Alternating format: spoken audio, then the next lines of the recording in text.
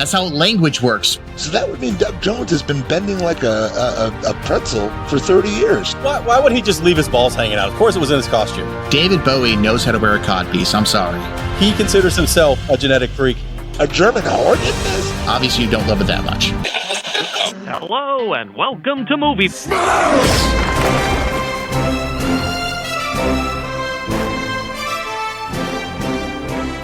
Hello and welcome to Movie Smash, the show where we dive headfirst into comic book movies outside the MCU. If you're new to the show, thanks for joining us. If you've been here before, you know the drill. Each episode, we're going to smash through a movie whose source material is a graphic novel or a comic. Is it worth revisiting? Should it be forgotten? Let's find out. This is Movie Smash. I'm one of your hosts, Chris Roberts. I'm the founder of Off Panel Creations. With me today, I have Jeremy Parmentier. Hi, this is Jeremy Parmentier of the Retrovaniacs podcast. Also, I live under the zoo and eat fish. And Fergel Amayo. This is Fergel Amayo of Gotham Knight Comics, where we get our nerd on. And tonight I say, I'm Batman. I'm surprised you made no comment about the penguins living under the zoo. Jeremy had that one completely all covered. I felt like that would just be stepping upon his toes. So our movie tonight is 1992's Batman Returns, starring Michael Keaton, Danny DeVito, Michelle Pfeiffer, directed by Tim Burton. From the sewers of Gotham, a new villain emerges.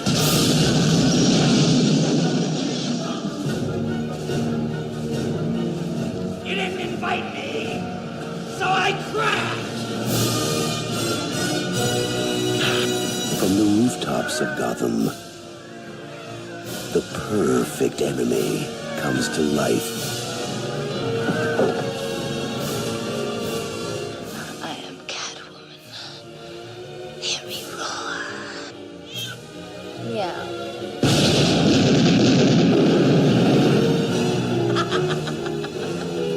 And the only one who can save this city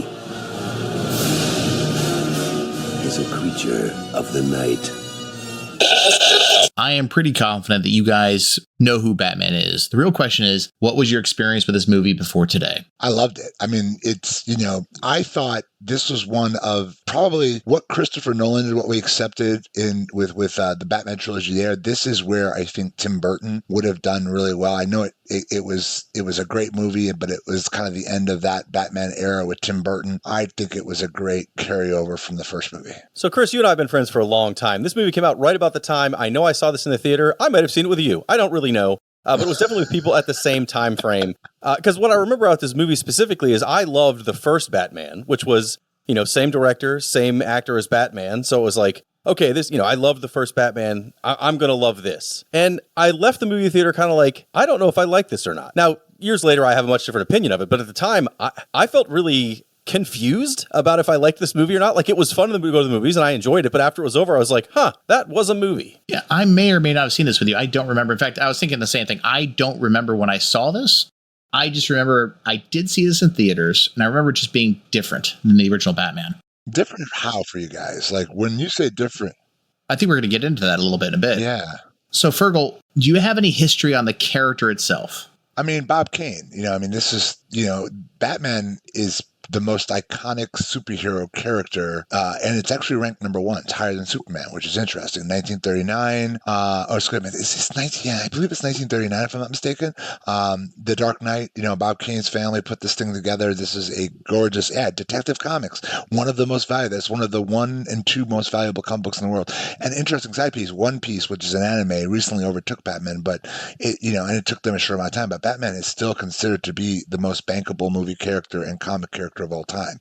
And I think it's because it's the everyman superhero. And, obviously Bob Kane is considered to be one of the greatest icons, sort of like Jerry Siegel. So, I mean, so many iterations. It doesn't matter what storylines you throw him in, he's able to adapt extremely well. So if this is your first time joining us, just a quick heads up, we'll be discussing the plot of this 30-year-old movie. And with that, we may discuss some elements of the story that might be considered spoilers, so consider yourself warned.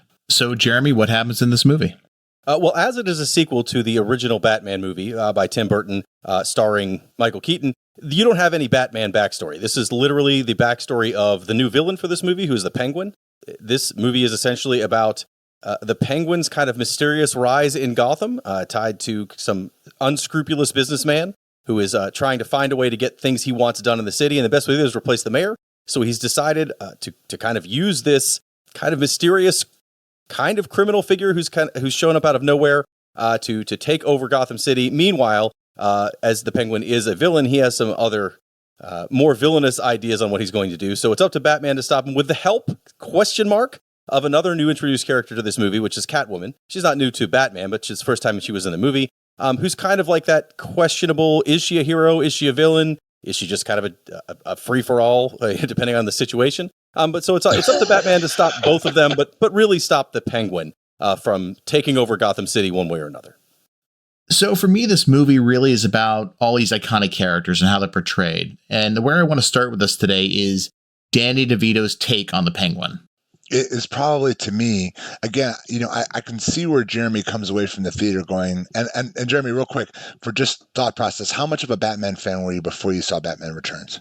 I was a Batman fan. I loved the first Batman movie, and then I was, everyone watched the TV series. I mean, I wasn't alive when it was new, but it was in reruns all the time. So I knew that series. I had read the only DC comic I bought until, honestly, fairly recently, really was Batman. He was the only DC character I cared about. So I knew the Penguin, but this is a different take on the Penguin, which is fine.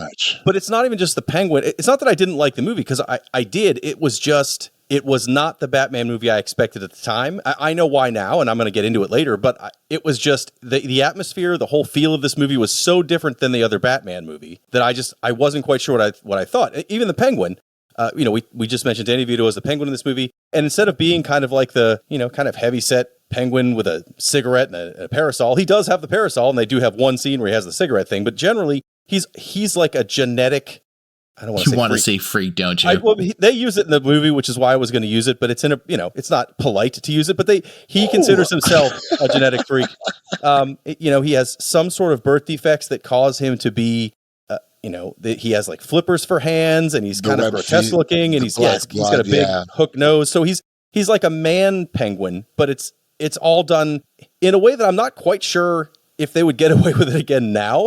I think now people would be like, that's kind of messed up. But at the time, it was still a little messed up and a little weird. So it's a different take on the Penguin. I do like this take on the Penguin. But again, it was just not what I expected. Yeah, so the reason I had asked that question, and thank you for that in-depth answer, is because it was a completely different. I thought, the Joker took, from the Cesar Romero, if I'm not mistaken, I want to say the name correctly, the Adam West Joker. He was always great. But then you bring up to the Jack Nicholson Joker, and as I think we said, like Jack Nicholson himself was like, I was high on coke almost half that movie. He just brought such a crazy portrayal, which is why I think Heath Ledger tried to outdo him and take it a completely different direction. I thought that this was probably outside of like Legend, with Tim Curry taking on that super big horns and just the amount of work that went into disguising the character. This Oswald was freaky. Like it was a lot. Like just like the Selena Catwoman. My goodness. Like you guys might not know, but that was a real bird she put in her mouth. Like she really put that bird in her mouth.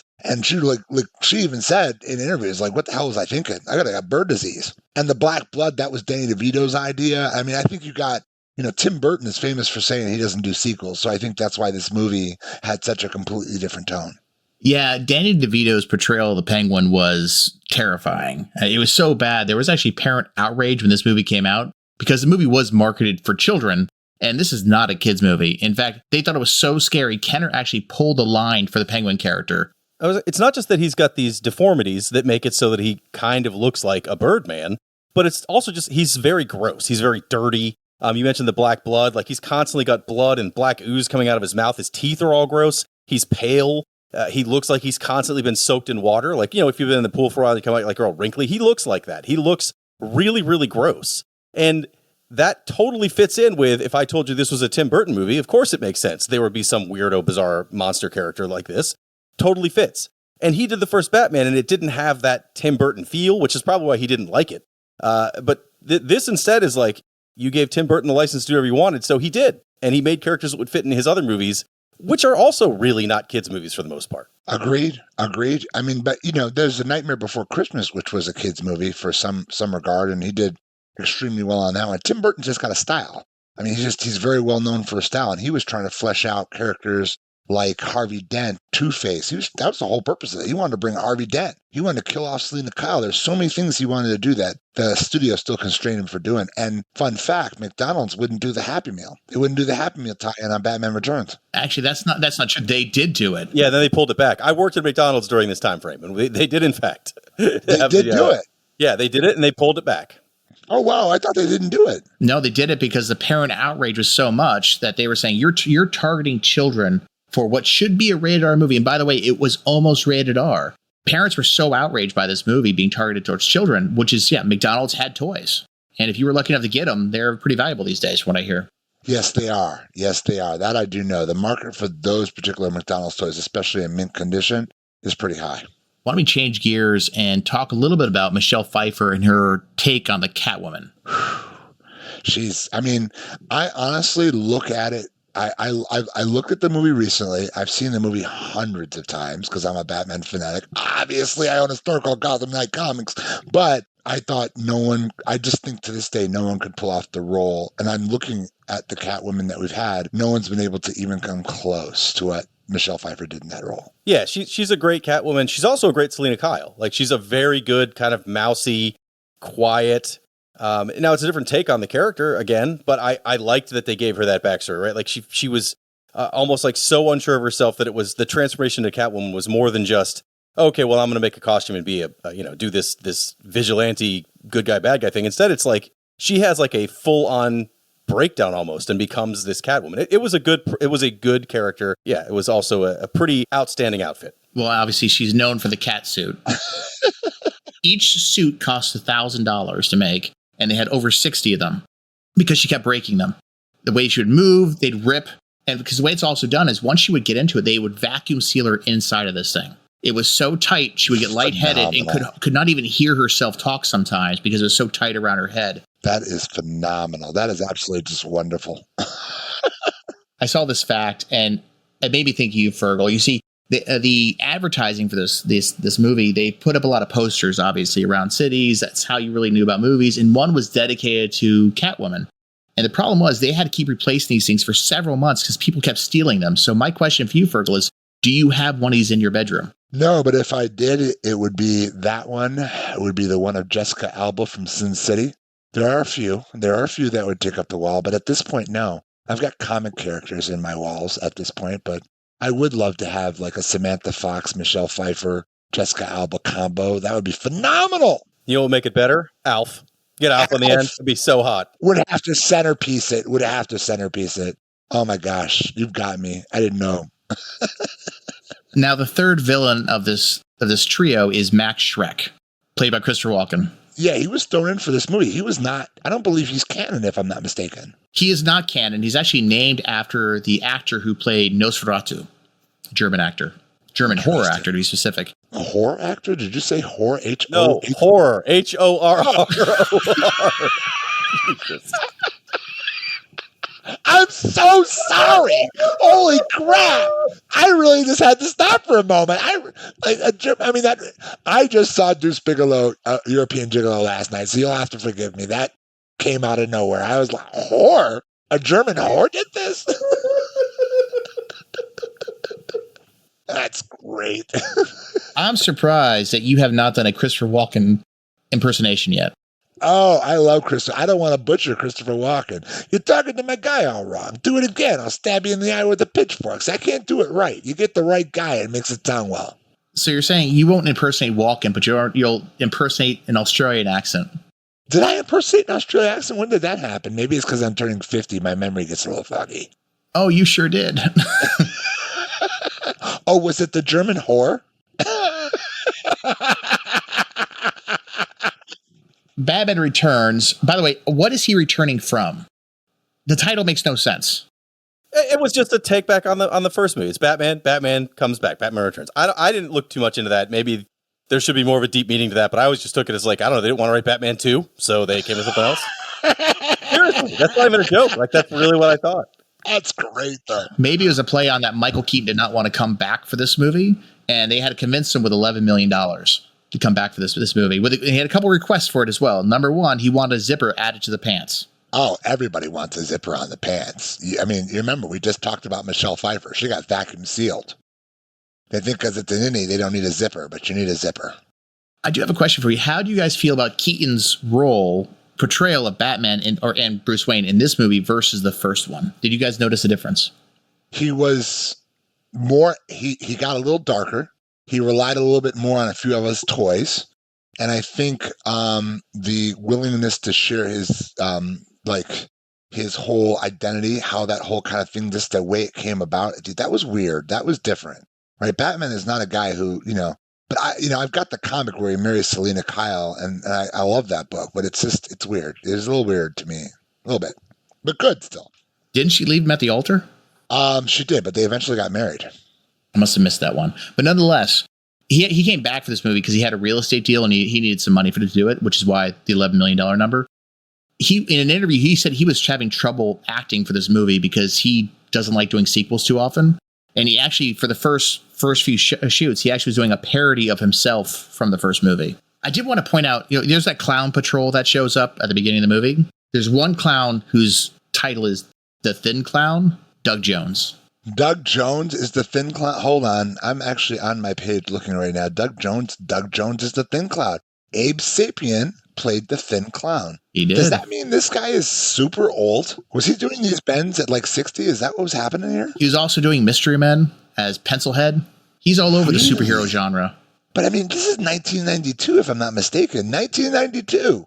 So that would mean Doug Jones has been bending like a pretzel for 30 years. God bless him. Can I get his calcium regimen? I also want to bring up Penguin's father. You guys see who that was?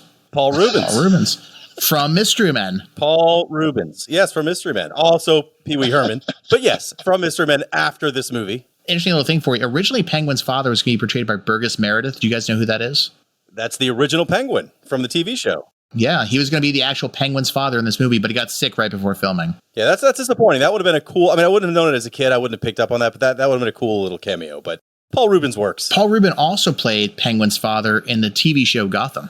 The Gotham TV show, on the one that portrayed Bruce Wayne's rise as a young boy? Yes.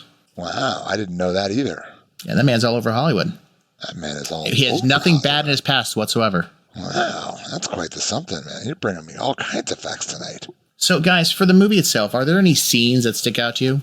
When the Penguin was driving the Batmobile, I thought that was great. The way he just did it with such reckless abandon, how he was so angry, and he was just controlling the Batmobile all over. I thought that was phenomenal. And then when he programmed the Batarang and threw it at everybody, that was phenomenal too. I actually had a problem with that scene because how did he get the plans for the Batmobile? I don't know. It's a plot hole the size of a Batmobile that you can drive through. I don't know. Yeah, there's no reason why he would know how to act. He's not like the Penguin and his crew are technology guys. They all live in the sewer with a bunch of penguins. You're right. You're right. But they seem to, so he lives in the sewer with penguins, but he has umbrellas with machine guns and flamethrowers. Helicopters. And helicopters. That part has to come. He's got an R&D department in there somewhere. Yeah. He also has the Umbrella Corporation from Resident Evil Umbrella, too. He does. I agree. I absolutely agree. One little thing for you. Remember the scene where the monkey delivers the letter from Batman to the Penguin? I do. I do remember this scene, yes. So two little things for that. The monkey, when it first saw Danny DeVito in his makeup, was so afraid of Danny DeVito in that instance, he attacked Danny DeVito's balls. I read that. He attacked his balls in his costume, because I know he ate like a chunk of his costume off. Why would he just leave his balls hanging out? Of course it was in his costume. Well, I mean, you don't know the costume design. I'm unsure of however Tim Burton, I don't know what they did now. You saw the Superman costume, right, for Nick Cage? They put lights in that. I'm assuming the balls got stuck out of their shoe. The balls were not hanging out of that. There's no way. That's why that's why the monkey was so angry at Danny DeVito. He goes, "Why are you showing me your balls?" And he just attacked them. That's great. You guys are having fun because I'm turning 50. And that's also why I think, did you hear there was some footage leaked from this movie before it was released? And WB actually tried finding out and hired private eyes to figure out who leaked that footage. It was a picture of Danny DeVito in his costume. It was probably because of the fact he had his balls hanging out. I mean, it would make great fodder. Max Shrek's ultimate plan was to create a power station that was actually not a power station. It was a capacitor that would suck power from the power grid so he could store it. My question for you is, what was he going to do with that after that? Like, what is the plan? I assume take over the city and ration power out, make himself powerful and rich. Well, but he says he's making it for his son, too. So the idea is to have this thing in place because eventually there will be power problems and he will be the solution. He'll be a guy who owns batteries. Yeah, big batteries. Can you guys excuse me for 1 second? I got to go to the Little Tinkle Town. Speaking of big batteries. This is going to go on this entire hour.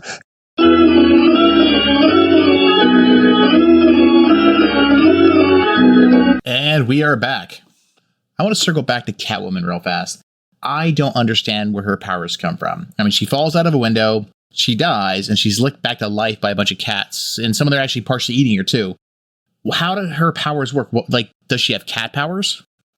No, she was brought back. So very, very similar to the Crow, right? Think about the Crow. She's got 9 lives. She's pulled down the persona of the cat. She's got increased strength, incredible agility. This is based on the DC universe, kind of the who's who in power in that kind of vein there. So she's got increased agility, 9 lives, stronger, almost acute reactionary sense, like she can sense things just before they're going to happen, like a cat. She doesn't look like a cat in female form, but she damn sure looks like a female. Yeah, in this movie, other than the ability that she does seem to come back from what could be death, the only one that's a clear death, I think, is the end scene, right? But the rest of them, like, she falls, but she falls through those awnings, and she might have not died through that, right? And then she falls through a glass window later, and there's all these things that happen where she could have died, but she might not have. But the last thing that happens to her, clearly she would have died. But yeah, other than coming back, it was more, to at least how I took it as, I mean, she has these acrobatic abilities.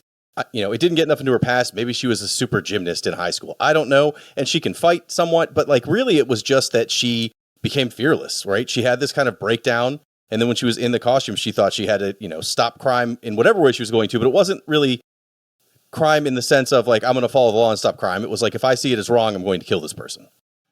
Pacing for this movie, guys, did it move for you? It's about 2 hours long, I believe? Kind of drags a little bit longer than it needs to. The mayoral situation, it's fun, but then it kind of drags a little bit. See, this movie is way slower than the original Batman. It's way slower than the later Batman movies that are kind of like overly cartoonish and overaction. There's not a lot of action in this movie. Like it starts with the clown brigade or whatever their name is, like the evil clown group that works with the Penguin. And it has kind of some more of that spattered throughout the movie, but generally it's a lot of talking. It's a lot of people, Shrek trying to explain his plans to other people. It's seeing the birth of Catwoman becoming Catwoman. It's, you see Bruce's house trying to figure things out while he eats soup. There's not a ton of action in this movie. I don't think that's bad, but I think as a kid, that's why I didn't like this. There's a lot of just what would be fine, like as a drama. Like I liked how it kind of tied things together, but for a comic book movie, especially at this time, it was not as much action as you would expect. Yeah, it definitely felt more like had the pacing of a Tim Burton movie than it did a comic book movie, if that makes sense. No, it totally does. This feels like a Tim Burton movie. Like if it wasn't Batman, if he would have made up his own superhero to be in this movie, it would be a straight up Tim Burton movie. There wouldn't even be any notice it's tied to a comic book. I do not disagree with you at all on that. I think because he was able, I think because you add things like Prince and the way Jack Nicholson pulled off the Joker and just the way the whole thing kind of pulled off, you get Tim Burton in the first movie, but this movie is literally like every other Tim Burton movie, like Edward Scissorhands, like everything else that he does. But it's also the set design in this movie, like the penguins. The penguin house at the zoo that he kind of made his headquarters or whatever, like all of that looks so Tim Burton-y. The whole zoo looks like it's pulled straight out of Nightmare Before Christmas. Like it's way more Tim Burton than the first movie. And the first movie did feel Tim Burton-y, but not like this. This feels like, hey, the guy that made Beetlejuice, he's made a Batman movie. And I love it, but at the time I was just like, what is this? I'm not prepared for what this movie was. Yeah, the first movie was far more gothic than a Tim Burton movie. And this was definitely a Tim Burton movie. What we're going to talk more about in a little bit. Now, 90s movies were very famous for their soundtracks. Did either of you guys own the soundtrack? And if you did, how'd you feel about it? I don't own the soundtrack. I was too busy. I think this time frame, I was in my U2 time frame. So I don't know if I own this soundtrack. Now, there's some great soundtracks, but I don't think I have this. I do have the Prince one from the first Batman, though. Yeah, I was going to say, I do from the first one. Fergel, did you say you were in your YouTube period? My U2. Oh, U2. I thought you said YouTube. Like, YouTube wasn't even around You know yet. what? You guys both have garbage in your ears because I hear everything just fine. That's no better than a German whore. So this movie is actually considered one of the last movies coming out of Hollywood to be filmed in a traditional way. How do you guys feel about the special effects of this movie? I think from a prosthetic, from just how they represented the characters, I thought, especially again, because I'm always a fan, and I have been. You know how long it took me to figure out that Tim Curry played that demon in Legend? I'm going to keep referring back to it because I think it was, like, I had no idea that was the guy from Rocky Horror Picture Show. No idea. Was this one of the facts you learned today? It was one of my facts as I was searching Batman Returns facts. Absolutely. But it always fascinated me as a youth. But the Danny DeVito transformation was absolutely stunning. I mean, it was probably one of the best things about this movie. Just the way he completely embodied the character in a way that was scary and frightening. Yeah, the makeup looks really good. The costumes are really good. The set design is great. Like, it all feels like it belongs here. It doesn't look aged badly or anything. It looks good. But there's not a ton of special effects in this. I mean, there is, but it's practical effects. Or like even like the Batman fight scenes, it's like it zooms in on parts of the car. And then he comes out and like you see him like walk up and grab somebody or whatever. But there's not a ton of, even like you mentioned the Batarang scene where he programs a Batarang and he throws it. Like that's just, they put a Batarang and a camera and ran it around. Like it's practical effects. It looks fine. It kind of looks campy, but for Batman, that's okay. Especially if you're trying to tie back to the old TV show. Like I think Batman has always had kind of that campy feel. Up until the Dark Knight movies, like it wasn't a bad thing, but it just had some of that in there. And I think this goes back to that a lot stronger than the first Batman did. Well, actually, I want to burst your bubble on something there for a second. This is actually the first Batman movie to use CGI, and they used it on two different scenes. One where the shields are on the Batmobile, and the other one was that Batarang scene. How was that CG? It was all CG. Like the camera was moving, terrible. But they added the Batarang.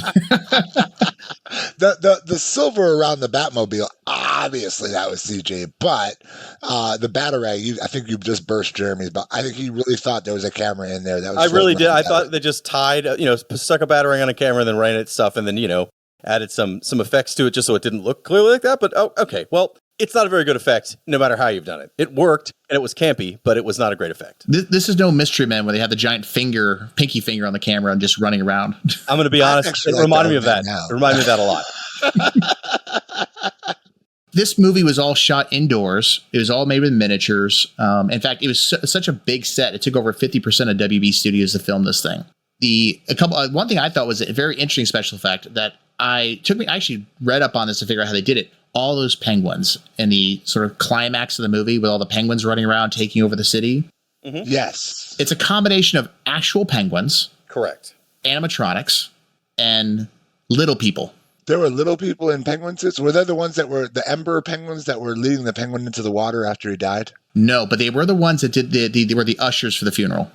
That's what I mean. So they were the Emperor penguins that led the penguin down into the water when he died. They were the ones walking the penguin into the water, which was such a sad scene, by the way. Like, how did these penguins know just to go up and be like, okay, he's dead, we need to walk him in?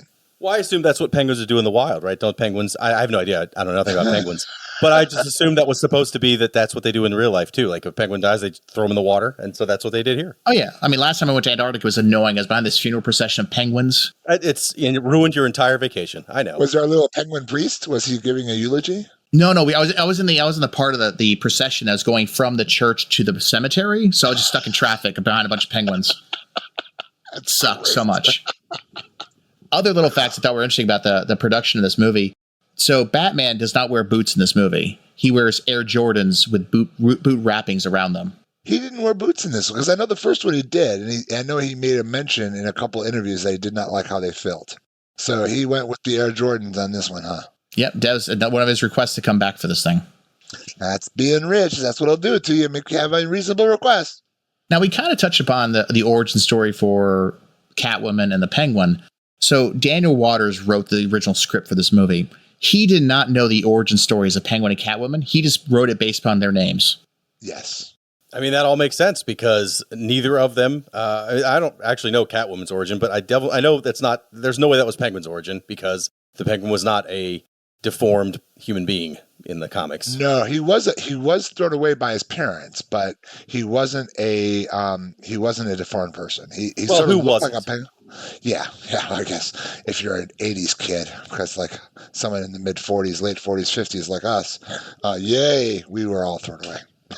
But no, it wasn't exactly like what it was supposed to be in the comic. And that honestly, that is part of the reason why some of these companies are struggling today.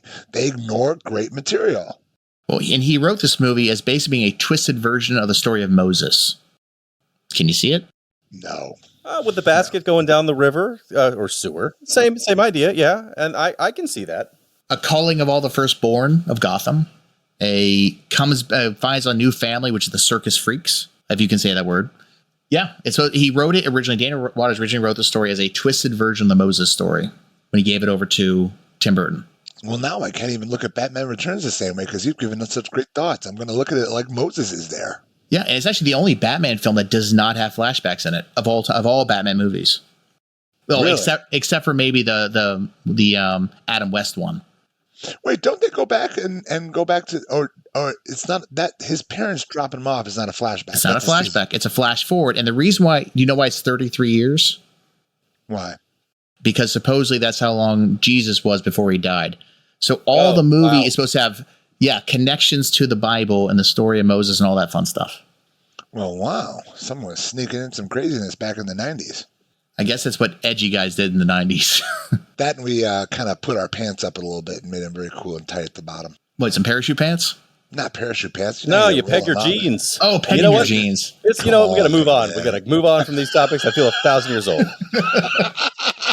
Okay, so in this movie, Batman kills. How do you guys... Now, there's been some debate about this, as in, does that make it a Batman movie or not? How do you guys feel about Batman killing people? There's the one story, Dark Metals, that I follow, which what happens when he crosses the line. And I think the Killing Joke accurately describes why he doesn't cross that line. So I guess I'm kind of mixed feelings about it because, Batman doesn't kill. It didn't bother me. It doesn't bother me. I mean, not that I think Batman should just kill people willy-nilly, but I never was even that, especially at that time. I had no idea that the rule of Batman was he doesn't kill. I thought that was something he would have done for the TV show, but I figured in the comics he must have killed somebody at some point, but I guess not. We've touched upon this question a little bit, but would you guys say this is a Tim Burton film, or would you call this a Batman film if you had to put into only one of those two categories? Tim Burton movie. Yeah, I would say yes, I would say Tim Burton movie, because also Batman is, he's in this clearly, but he's not in as much as you'd think. He's in this movie very, very minimally. As opposed to like Oswald Cobblepot. He's basically the whole story. Yeah, the villains, the Penguin character, Max Schreck, and even Catwoman are in this movie way more than Batman is. He's there and he's a thing, but it's almost like he might as well just be a policeman. Like he doesn't have the movie doesn't focus on his actions. He just shows up to stop things that are their actions. Where all the other Batman movies, it really is following Batman's action the whole way through. Yeah, where basically Batman is the main character. Here, it's the Penguin. Agreed. I think it's the whole story begins and ends with Penguin arc. And I think, personally, I enjoy it more thinking of it as a Tim Burton movie than I do as a Batman movie. Because, I thought I loved this thing, but when I went to go back and rewatch this, I had problems with it. But then I said to myself, this is just a Tim Burton movie. And then it becomes good all of a sudden. Well, keep in mind, really important to keep in mind that this is the movie that changed the entire trajectory of the Batman universe. So, it wasn't like the first Batman may have reinvigorated it. Obviously, Michael Keaton, the first movie, Jack Nicholson, the magic there was amazing. This was the movie, if you kind of think about it from all sides and objectively, that turned it into a Joel Schumacher nightmare. This was responsible for Bat Nibbles. This was responsible for Jim Carrey and Arnold Schwarzenegger as Mr. Freeze. This was all in right here because of this one movie. Oh, without a doubt. This was the later movies were a reaction to how this one did. It did very good in the theater, but because of the fact that people viewed it not as a kids movie, which means no toy sales, the studio said we get most of our money from toy sales than we do from ticket sales. So we need to just go the other direction and go campy, because campy sells more toys than tickets. Well, and it did do well, but remember, it was still a lot less than the original Batman did. So when you look at it from several angles, one, it doesn't make as much money as your first movie, so you're not sure is that going to diminish every time. You don't have the toy sales and the tie-ins. There was a video game for Batman Returns, which also is not very good, but it didn't have nearly the amount of stuff like the original Batman had tons of computer games. There's really just like 1 or 2 for Batman Returns. So all around, like there's just not as much tie-in to this second movie as there was for the first. So when you look at all that together, I'm sure they were like, we got to try something else. Now, what they did was not great. I can see why the change was made. Also, both Michael Keaton and Tim Burton really didn't want to even do this movie, so the chances of them wanting to do a third is about 0. Yeah, no one went back to see it a second time. Yes, well, that's because of I think that. Well, honestly, I did because I wanted to see Michelle Pfeiffer. Well, you had the poster you stole, so yeah. I had to figure out how to make that work in my 1990s, late 80s type environment. So, other question for you guys. Is this a Christmas movie like Die Hard's a Christmas movie? If you say Die Hard's a Christmas movie, then yes, Batman is a Christmas movie. I would argue that neither is, quote, a Christmas movie, but in fact, movies that take place at Christmas. That said, I don't have a problem if you do call it a Christmas movie. I'm not one of those guys like, no, Die Hard's not a Christmas movie. I don't care. I don't consider it one. It's a movie that happens at Christmas, but I will watch it year long. Do you blow the froth off of hot chocolate when you give it to children on Christmas? No, I don't give children hot chocolate at Christmas at all. The reason I ask is because you cannot say in the same sentence that neither this movie or Die Hard are not Christmas movies. They bring the full value of your Christmas childhood. And maybe you just need 2 more years to see the value of that, my friend. Look, this is a debate that is all over the internet, and I'm sure we can take a stance on it. But I'm going to take the stance that neither of these movies are Christmas movies, but in fact movies that take place at Christmas. Okay, for our listeners, let us know. Is it a Christmas movie or is it not a Christmas movie? As the same way you consider Die Hard a Christmas movie, if you do consider it that. Just remember, it's in the same vein as Elf. It's the same thing. Send me a note. Vote. Is it a vote for Jeremy or is it a vote for Fergel? Elf is clearly a Christmas movie. You know what? This is a whole different topic. Oh, Elf's a Christmas movie. I don't know how it can't be a Christmas movie. Well, if you put a machine gun in the elf's head, it wouldn't be a Christmas movie. Well, okay, sure. That's. Is it a kids' movie? Given all the controversy around this movie when it first came out, and the parent groups and the talk shows about how it scarred children, would you consider this a kids' movie today? Today, this is like Saturday morning cartoons. This is not a kids movie today, but I'd say kids is very dependent on the age you're talking about. I think people would have taken children under 10 to this movie at the time because it's Batman. I think the first Batman movie necessarily is not appropriate for children under 10, depending on the child and how you choose to raise them, and that's not the point of this conversation. But I would also say most superhero movies, to be honest, are probably not for children under 10. I went to go see the Ed Norton, Jim Norton's a comedian, the Ed Norton Incredible Hulk in the theater, and this family brought like infants. And the first time the Hulk came on screen, like freaked out. That's not a movie that I think is inappropriate for children, but it terrified them. The rest of the movie, they just screamed until they left the movie like 10 minutes later. Like, these movies are not made for small children, but I think because it's Batman specifically, that both this one and the first one, you probably had a lot of small children there. I think this one, though, you have that factor like Hulk had, where the Penguin is terrifying. I'm sure a lot of small children were terrified of the Penguin. And Fergel, I'm going to assume, Fergel, you believe it's a kids movie just because of the fact of your experience with Deadpool. Well, yeah, I mean, but no, I mean, so you phrased the question, is this a kids movie today? You didn't phrase the question as is it a kids movie for yesterday?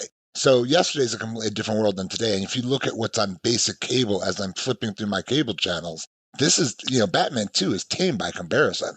Right, I mean, in every level, when you see what is currently on normal TV, where a kid can scroll through that, till you leave them alone for 5 minutes and they look through your cable guide, all of a sudden they're into some stuff they shouldn't be watching. But is it something where, like Deadpool, where I have to swear my son to a pinky swear not to tell mom? No, it's not that movie. It's a little much, but it's not like I gotta be like, son, here's $10, don't tell mom, please. God, please don't do that. Now, I do want to talk a little about some original thoughts I wanted this movie, because originally the studio had an idea for the movie. Tim Burton, as one of his agreements, was he got full control of this movie. So this is Tim Burton's movie. There's not much in the way of studio intervention. But there were original things that they wanted and that he thought about that got changed last minute or happened in the rewrites. And one of those, and Fergel, you brought up, and I want to review these with you guys and get your take on it. And Fergel, you brought one of them up. Originally, Robin was going to be in this movie. And it was specifically Tim Drake was going to be in this movie. The first guy they thought about using was Michael J. Fox. No, I liked Marlon Wayans. I thought that was edgy enough. I thought that was, I mean, if it's a Tim Burton movie, I thought he did it well. Well, Marlon Wayans was eventually signed for this movie. Yeah. For Robin. And then they chose not to have Robin, and it was going to carry over to the third movie. And then Schumacher bought out Marlon Wayans' contracts. He didn't want him as Robin. I think Michael J. Fox would have been too big as a person. Not that he would not want to do it, but I think he's too noticeable, too large to put him in as Robin. I mean, this would have been prime time for Michael J. Fox. I don't think it's kind of the same problem I had with Robin in the later movies where I was just like, why would you? I don't know. He has to be like an unknown because he's supposed to be following Batman. You're supposed to feel like, okay, this is the every kid that now is kind of with Batman. Instead of he's a star, then it's like, okay, it's another movie with another movie star. I don't know. I would have said he was a bad choice. Marlon Wayans, I only know from comedies, so maybe it would have been fine or maybe it would have been too much. I don't really know. I didn't know Robin was even supposed to be in this movie until I looked up a few things before this, but I don't miss him here at all. Well, it's interesting that you said about how Michael J. Fox is too big of a star. In fact, Catwoman has several people that were potential people, and I'll cover those in a second. But the majority of them were passed on because Tim Burton said they're too big. And that's why he originally went with Annette Bening as Catwoman. And then she had to step out because she was pregnant. And obviously vacuum sealing a skin-tight suit on a pregnant woman does not go very well. So some of the people that were originally cast or thought to be cast for Catwoman, I want to get your take on a couple of them. So just to see if you align with sort of why they weren't chosen. If you're home, every time we do this, there's always one name that comes up. So if Sylvester Stallone is on this list, you get $5 American. Yes. First one for Catwoman. Sylvester Stallone as Catwoman. How'd you guys feel about that one? Every other time we talked about who else could have been in this movie, he's up every time. So Sylvester Stallone, he belonged in Mac and Me. To be honest with you, I think he would have made a great addition to the movie Mac and Me. So the first one was Meryl Streep. She had a bit of a hotness to her, but nah, she's still too much like Martha Stewart. Nah. I don't know. I wouldn't have thought Michelle Pfeiffer would have been good at this at the time. I mean, I would have been 12, but I mean, I didn't think of her as like an action star, but she pulled this off really well. Maybe Meryl Streep could have done it then. I don't know, but that would have been an interesting take. Yeah, she was considered too old for the part. Next up was Brooke Shields. Too young. That's too young. I mean, the Blue Lagoon was very interesting, but still too. I just kind of. But that wasn't this. That was in 1992. She wasn't that young in 1992. No, but I just the only movie that comes to mind that she actually did that made a damn was Blue Lagoon. That speaks volumes. She wasn't chosen because she was not a bankable star at that point. Then you had Gina Davis. Yeah, Earth Girls Are Easy Girl. That is a good choice. That is a very good choice. Yeah, she was actually offered, but she turned it down to go to League of Their Own. She did Charlie Baltimore. I mean, she did that one movie, The Long Kiss Goodnight. That's the baddest ass. Let me just say it for everybody out here because I'm going to put this out like that. Gina Davis, Long Kiss Goodnight, baddest ass movie. You'll thank me afterward. It's got the Samuel L. Jackson in that bad boy. So there are a few other ones like Bridget Fonda, Jodie Foster, Nicole Kidman. But some others were like Madonna, Demi Moore, Susan Sarandon. All not chosen because too big. Agreed. Some of those could work, but I do agree. It's the same thing I would have had. Although I don't think Michelle Pfeiffer was a nobody either. But I think it was okay to have one of the two main villains in this movie be, somebody of note. So now Penguin, the first original choice was supposed to be Dustin Hoffman. I was waiting for Sylvester Stallone. Dustin Hoffman would have probably worked, but again, not for the same. I can't see him being the same version of this Penguin. I can't see anybody else being this version of the Penguin other than Danny DeVito. No. Agreed. We can stop right there. Nobody else can bring it off. Maybe the guy from Willow. Once Danny DeVito hit the minds, the minds of the casting for this, he took it from that point. But there were other names that were put out there. First off, Fergel's favorite actor, Marlon Brando. Marlon Brando would have been perfect. Then you had John Candy. I thought that was an interesting one. I'd have to see it, but again, it's hard to think of anybody else in this role as this Penguin. Alan Rickman. The guy from Galaxy Quest by Ragnar Thorne. Yes, but most people don't know him from Galaxy Quest. They know him from other things, such as Harry Potter. By Grabthar's hammer, that's how I know it. I would say... I knew that was coming. I just had to tease it out. Jeremy, I knew you were going to take it the rest of the way. We just talked about Die Hard. I thought you were going to say from Die Hard. I had no idea we were going to pull out Galaxy Quest. That was a gift to you, Jeremy. I wanted your night to feel better, brother. You also had Christopher Lee. No. And then I think fan favorite, Joe Pesci. Again, he might have been able to do it, but it's hard. It's hard. But that I did watch My Cousin Vinny again recently, and then you know what? Maybe he could have done a version of the Penguin that wouldn't have been terrible. Now, what's funny? Then you have the other one, Max Shrek, and I can only think of Shrek the green troll. That's it. Christopher Walken was not actually originally the original casting for it because Burton was afraid of Walken. He was quoted saying, "That man scares the hell out of me." Scares the hell out of everybody. He's not wrong at all. Originally, he wanted to get cast for it was David Bowie.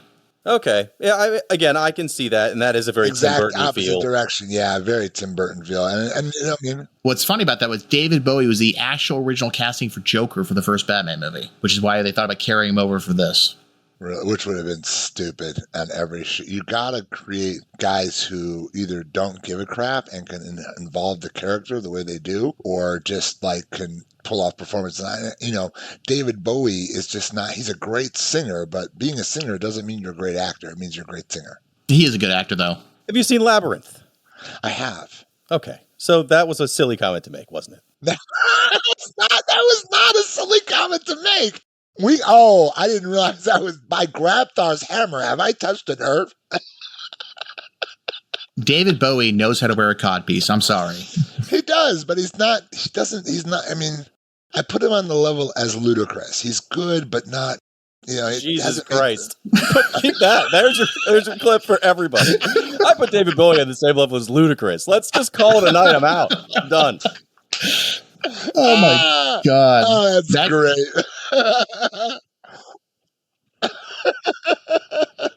Well, no, David Bowie just doesn't.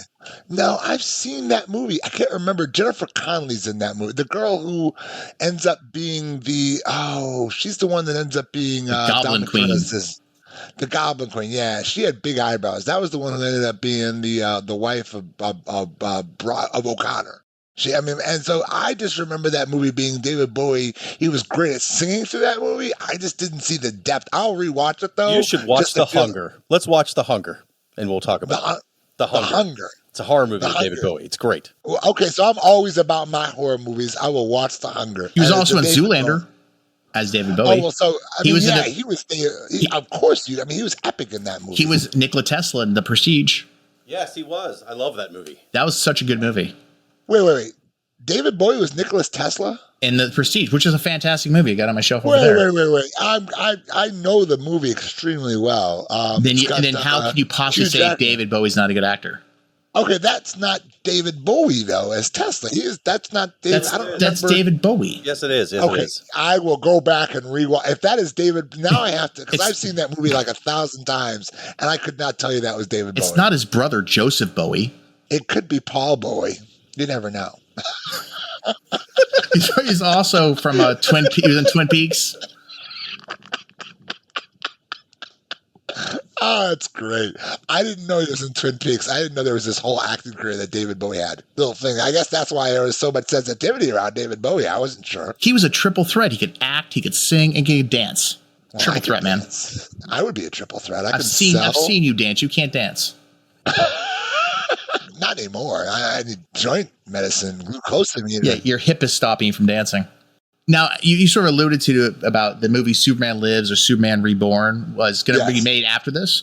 And a friend of the pod, Nicolas Cage, was going to be Superman for that. But did you know it was actually going to be the first movie to help establish a DCU back then? Because Keaton was going to make a cameo in that movie as Batman.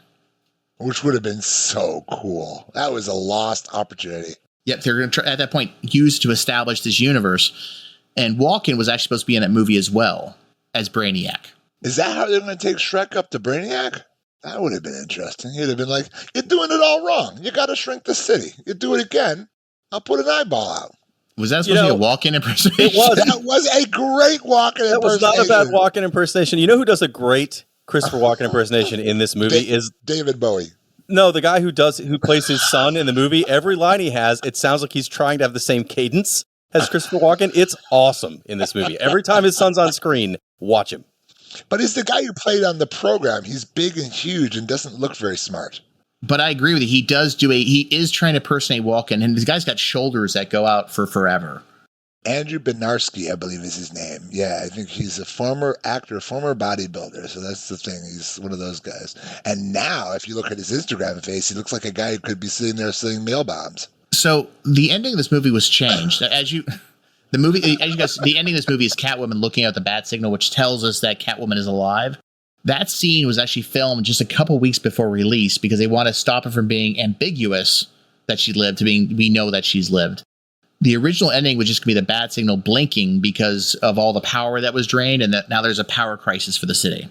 I mean, they already had kind of had the scene right before that. I'm assuming the original scene was the one where he saw the shadow and then he found the actual little cat and takes it home. So it was still implied that she's probably alive. I was fine with that. But the last scene is literally, I mean, they added like someone else in the cat suit because apparently it was not Michelle Pfeiffer looking, from behind. So you can't see who it is. You just see the head. Look the bat signal. I mean, it was fine. It didn't bother me one way or the other, but I had already assumed she was around. It was almost like, see, for real, she's around. I knew you thought so, but now you know it. There was another story that said she was supposed to die at the end of that movie. They were thinking about it. The producers thought we were just too stupid to realize that she's actually alive because he found that cat. Now, there was going to be a third Burton Batman movie, but because of the toy sales and all the things we talked about, that's why they canceled it. It was going to be called Batman Unchained. It was going to have Robin in it, as we know, and the Scarecrow as the villain. Do you want to see that movie? I think we already have. I guess I would like to see. Dark Knight Returns. I would like. Well, true. The Scarecrow's there, and I like the Dark Knight Returns version of Scarecrow. Or no, Batman Begins. Batman Begins. I like that version of Scarecrow, but I think I would have liked to see what Tim Burton would have done with Scarecrow. I mean, he would have gone full crazy town with any kind of hallucinations. In fact, he was going to make it so Batman hallucinated that the Penguin was back, so Danny DeVito was going to come back in that movie. See, I would have liked to have seen what he would have did with Harvey Dent. I think that would have been. I think you have a trifecta of heroes, and I think of villains. That's your trifecta. Harvey Dent. I don't know if Billy Sims could pull it off, but I mean, it's still Billy Sims. He makes some good fried chicken, and that's not just talking about from that one movie, Undercover Brother. He's a pretty good actor. Now, he was originally going to be in Batman 2 or Batman Returns, but he was cut just because they thought they had too many stars in the movie. But he was originally going to be in this movie as well. That would have been great. In all, what do you guys love about this movie, and what could they have done better? I love that it's Batman. I love that they still have fun with his toys. I actually like the Selena Kyle, and I love the Joker through this. I think the Joker is just he's big enough in his role that he kind of makes up for what we've talked about are some pretty obvious plot holes. I over time have grown to love this movie. I don't know if I would change anything about it because it is so bizarre and there's nothing else quite like it. I mean, there's Tim Burton movies. It's a Tim Burton movie, but in the world of superhero movies, there's nothing else quite like this. And so I really enjoy it. But again, if they would have made this a little more straightforward than the way it is, maybe this, the Tim Burton version of Batman would have continued on. We would have seen what he was going to do. I don't know. But I wouldn't change this movie because I still watch it and I still enjoy it, which I can't say for a lot of movies. True. This movie is actually, I feel for a lot of people, is sort of their quintessential character for whomever it was. Like, this is the last real showing of Keaton's Batman, except for the Flash movie, of course. This is like, for some people, this is Catwoman. This is their Selena Kyle. Oh yeah, and the comics tend to model her the same way. Now, over time, she's gotten to have more black hair. It's gotten to be straighter, but for a while there, she's in the costume. Yeah, I mean, my goodness. Yeah, I had a friend, and this was her favorite Catwoman. Like, she would not want to see any other ones. This was hers. But I think that's what happens with a lot of people, that they sort of latch onto certain versions of that character. When I was dating my wife and we used to go nightclubbing, this is years and years ago, I bought her a cat suit, very similar to the Catwoman and also from the Charlie's Angels first type situation. So I got her one of those. And she wore it out. We used to wear it on Friday night. It was phenomenal. I love that outfit. I was waiting for you to say you ordered a cat suit, but then when you got it, it was actually from the musical Cats, and it was very depressing. That would be awesome still. Although only if it was Mr. Mistopheles. Because I know what he's done, according to Team America World Police. See, I thought they were going to go with, like, she saw your Catwoman poster and got scared off by it. I thought a couple Team America references. No one's caught them. That is a funny movie.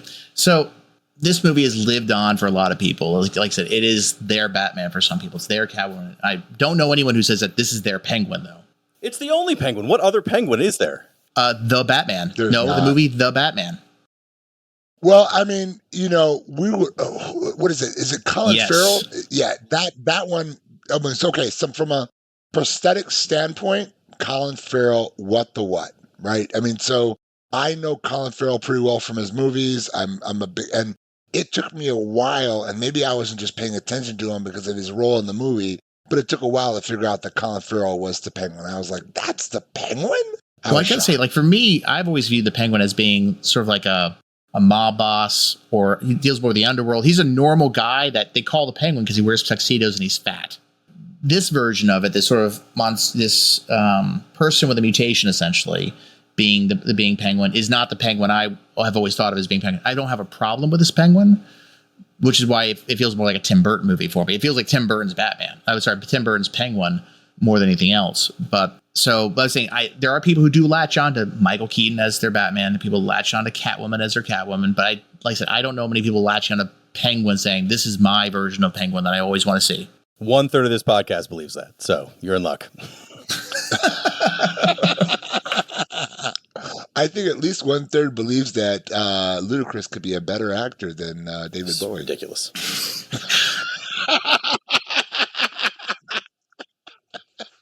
No, David Bowie's amazing. He's only amazing. What is that song? Is it Countdown to Mars? I can't remember the name of the song, but it's a great song. It's a David Bowie song. Obviously, you don't love it that much.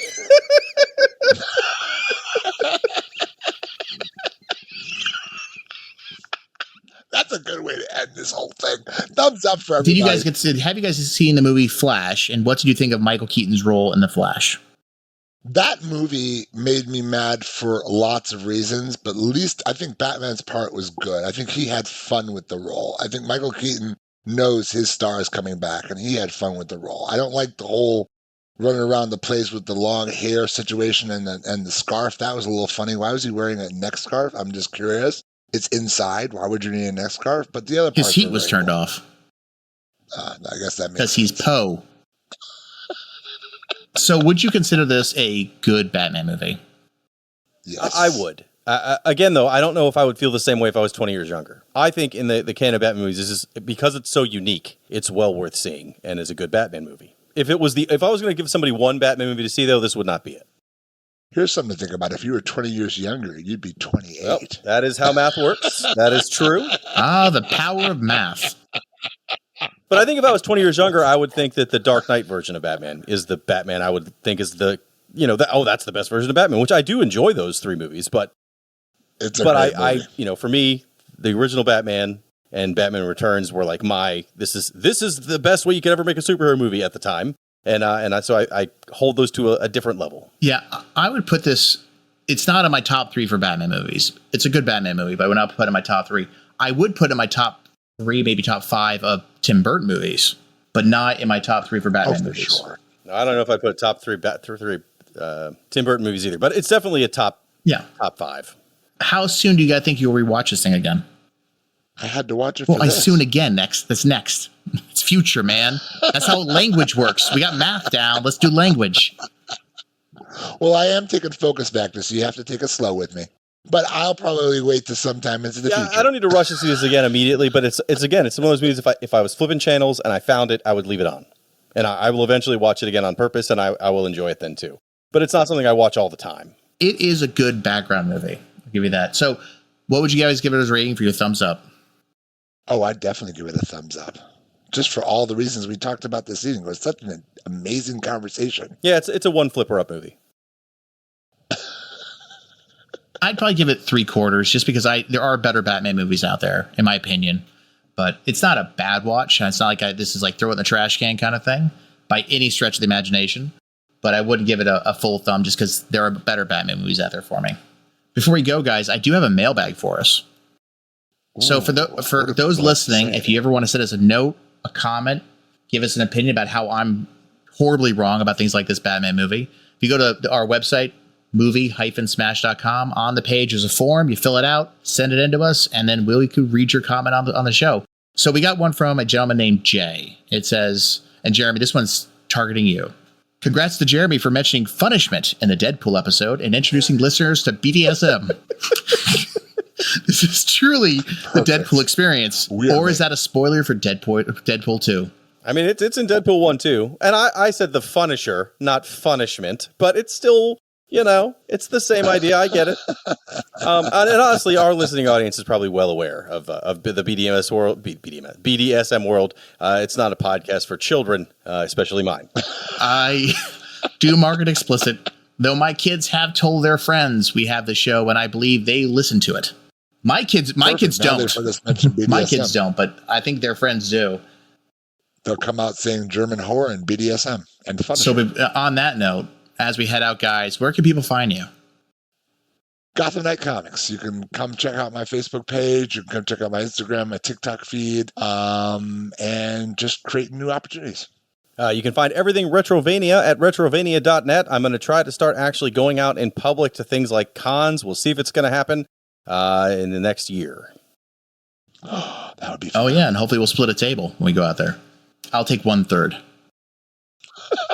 So for me, I'm always at Off Panel Creations. We're always over there trying to build some piece of nerdy furniture. Thank you for listening and spending some time with us. If you have any thoughts about Batman Returns, or if you want to place your vote on David Bowie versus Ludacris, send us a note over at movie-smash.com, and we'll see you in a couple weeks. Thank you again for listening, and I hope you enjoy the show. This has been Movie Smash with Chris Roberts, Jeremy Parmentier, and Fergel Amayo. Produced by me, Chris Roberts. Executive produced by Off Panel Creations, LLC. Movie clips provided by the respective studios. You can rate and review the show at Apple Podcasts and Spotify. You might even find your review read on a future episode.